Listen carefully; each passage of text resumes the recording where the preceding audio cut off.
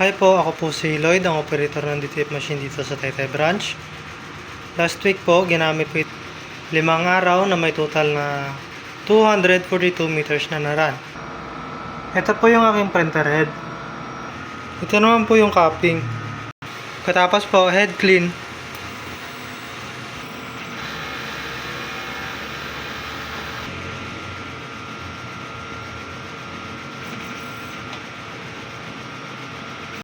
Pagkatapos mag-head clean, nozzle test.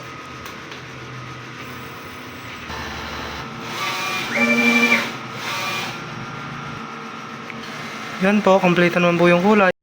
Ang ink system level po ay tama lang.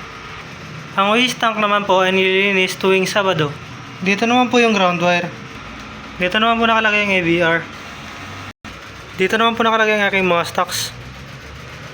Ito yung para sa unused supplies. Dito naman po yung sa unused. Dito naman po yung powder tsaka cleaning solution. Dito naman po yung film. Dito naman po yung aking production log. Yan po. Updated naman. Dito naman po yung aking consumable monitoring. Ito yung para sa saya, magenta, yellow, black, white, film, powder, at cleaning solution. Dito naman po yung aking daily checklist. Yan po, updated naman po. At dito naman po yung aking weekly checklist. Yan lang po, marami pong salamat.